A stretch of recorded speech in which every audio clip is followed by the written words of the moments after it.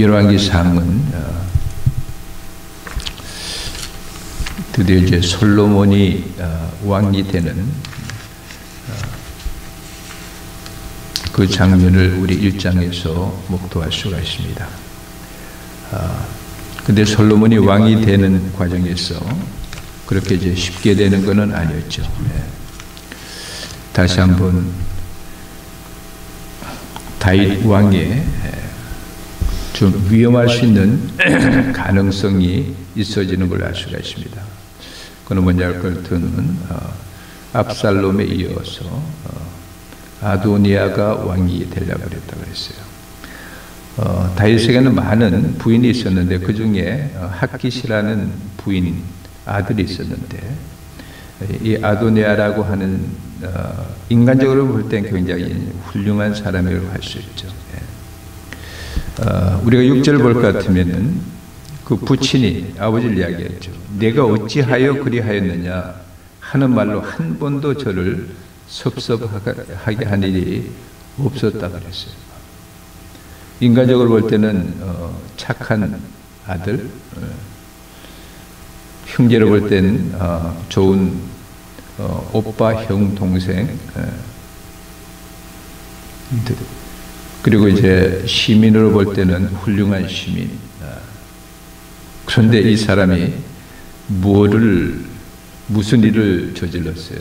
결국은 다시 한번 압살롬 같이 그 왕위를 쟁취하려고. 사람은 외모로만 모르죠. 경우에 따라서는 행동으로 어느 정도 우리가 알 수 있지만 행동으로 다 알 수 없어요. 우리가 컬럼바인 사건, 그 학생들이 총기를 가지고 엄청난 사람을 죽인 그런 사건을 알 수 있잖아요. 학교에서 뭐 선생이고 뭐 친구고 할 것 없이.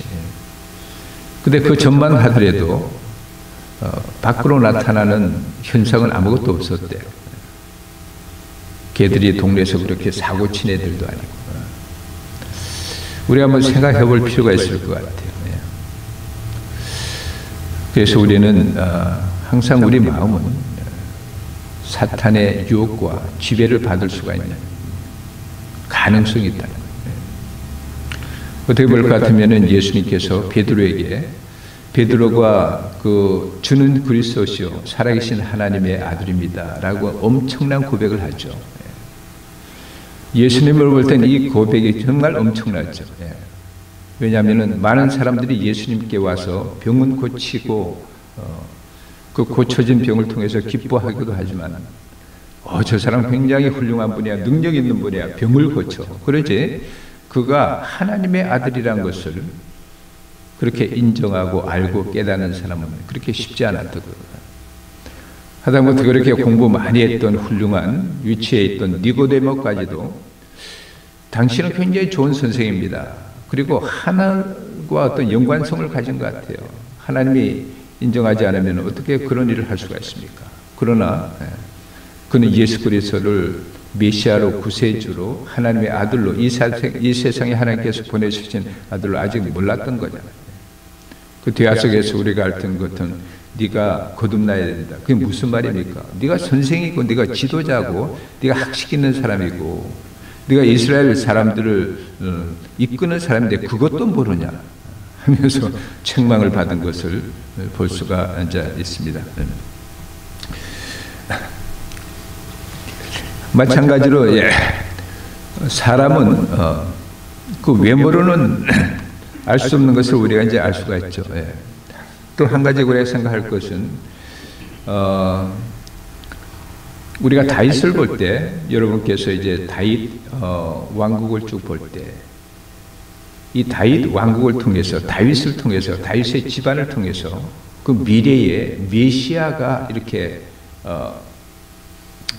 탄생하시죠. 그 다윗의 그 자손 그 요셉을 통해서 요셉이 그 당시에 목수일을 보지만 그 족보는 그 다윗의 다윗의 자손이거든요. 하나님께서는 다윗의 자손을 통해서 예수님이 태어나시려는 것을 약속하시고 예언하시고 그대로 이제 한 것이죠. 근데 보면은 그 다윗 왕이 무너진다는 것은 다윗의 왕조가 무너진다는 것은 그것은 하나님께서 앞으로 다윗 왕을 경건하게 하고 그것을 통해서 메시아를 보내려는 그것에 도전을 하는 거죠. 물론 아도니아는 다윗의 아들이지만 그 다윗 왕조가 다윗의 하나님께서 어떤 계획과 이제 하나님의 어떤 보살을 통해서 계속되는 그 왕조가 도전을 받죠. 외부의 도전도 받지만 내부의 도전을 받는 거예요. 압살롬의 도전을 받았었고 또한 아도니아의 도전을 받을 뻔하는 거죠. 항상 우리의 삶은 이 도전을 받는 것 같아요. 경우에 따라서 어떨 때는 밖에 도전도 있지만 안에 도전도 있는 것 같아요.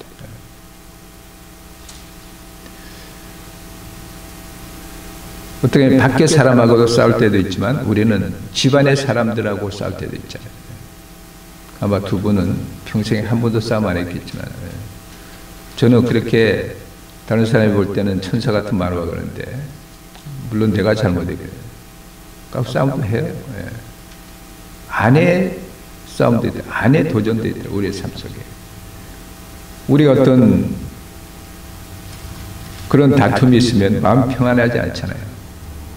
우리의 평안을 앗아가는 그 요소가 우리 안에도 있다는 집안에도 밖에뿐만이 아니라 물론 밖에 뭐 경제적으로 잘못되든지 코비드-19라든지 뭐 이런 것이 밖에 외부에 뭐 하다못해 암이 걸렸다든지 밖에서 이렇게 그러나 우리 건강한 사람들에게도 아내의 생각의 어떤 다름이라든지 서로의 어떤 아내의 다툼, 아내의 도전도 있어요. 우리 마음의 평화, 하나님께서 주시는 그 평강을 깨는 데서 마음의 왕국이라고 그럴까요? 경우에 따라서는 뿐만이 아니라 그 가족뿐만이 아니라 내 스스로의 문제도 있을 수가 있어요. 스스로.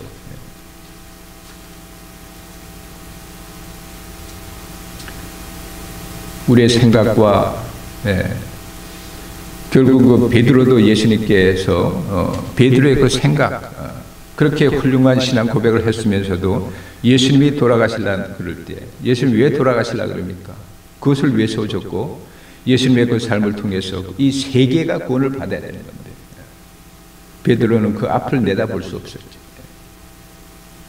그걸 통해 자기의 생각 하나님의 생각과 상충되는 그 고백을 했다가 사탄아 물러가라는 우리에게는 세 가지 어떤 커뮤니케이션이 있다고 생각해요. 다른 사람과의 대화, 하나님과의 대화, 그리고 스스로의 대화. 경우에 따라서 내 스스로가 내 자신이 나의 욕망과 나의 철학과 나의 인간적인 삶이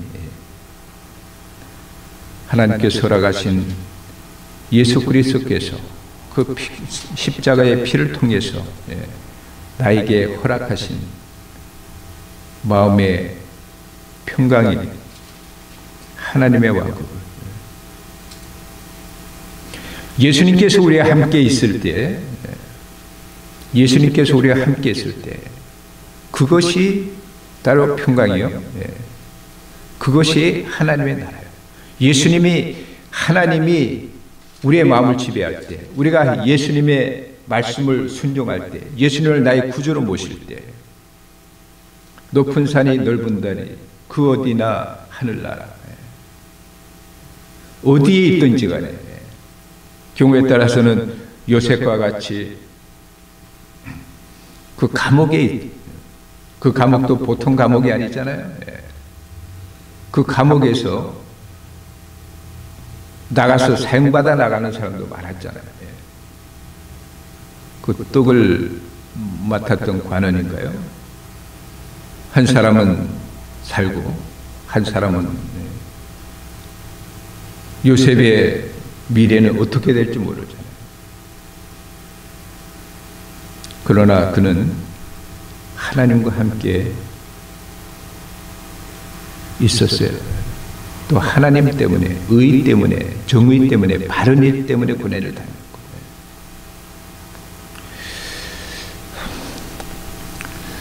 우리가 이제 내용은 많지만 우리가 또 한 가지 좀 생각해 보자는 것은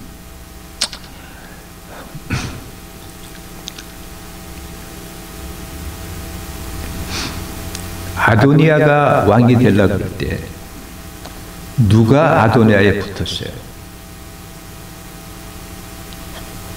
우리가 여기에 요압이라는 사람이 붙었잖아요. 요압이 누구예요? 다시 말하면 사령관이잖아요. 참모총장이잖아요. 참모총장이 그쪽에 붙는 거잖아요. 참 우리가 볼 때에 우리는 다윗의 삶의 철학과 그 요압의 삶의 철학, 다시 말할 것 같으면 다윗의 삶의 자세와 그 요압의 삶의 자세를 한번 이렇게 생각해 볼 필요가 있을 것 같아요. 우리가 가끔 사무엘서에도 나왔지만 요압은 자기에게 경쟁이 될 만한 사람은 싹부터 이제 죽여버리잖아요. 그리고 자기가 힘이 있을 때 다윗이 그렇게 부탁해도 압살롬은 그냥 죽여버리잖아요. 죽이면은 아주 깨끗하잖아요. 후환이 없잖아요. 근데 만약 살려주면은 이놈이 가서 무슨 일을 할지 또 어떻게 알아요? 근데 다윗은 틀렸죠. 싹 자를 수 있는 가능성이 있었잖아요. 누구에게? 사울에게. 사울 왕이 자기를 쫓아다닐 때 그것도 2번이나 그럴 가능성이 있었어요. 한 번은 그냥 칼을 빼가지고 그냥 앉아있는 사람 목 펴면 되는 거고, 한 번은 열심히 피곤해서 주무시는 자리에 그 옆에 있는 창을 해서 그냥 꼽으면 끝나는 거거든. 그러니까 다윗은 그 방법을 택하지 않았잖아요. 아마 첫 번째에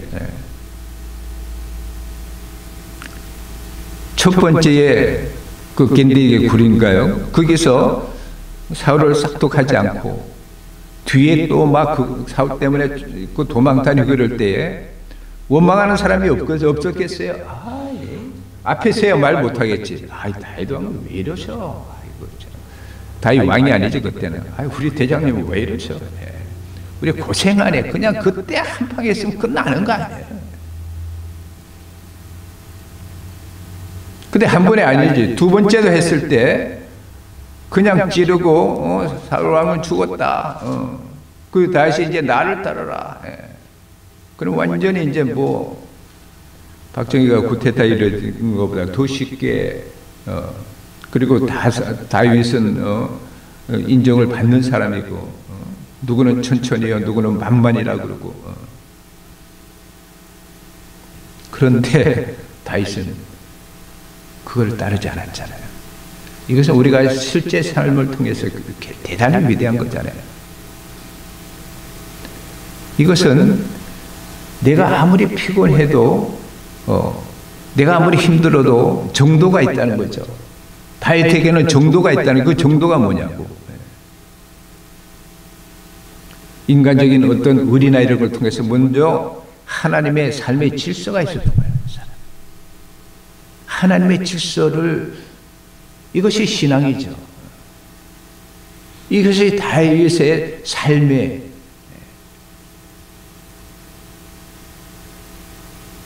그럼 요압은 어떻게 됩니까? 요압은 다윗은 늙었지, 솔로몬은 어리지. 그럴 때 나타나는 사람이 있어요. 아도니아가 있어요. 야, 쟤 붙으면은 내가 나이 많지만은 저 붙으면은 내가 우리 집안이. 근데 충분히 생각할 수가 있잖아요. 우리도 이런 형평 많이 당하죠. 우리도. 우리도 경우에 따라서는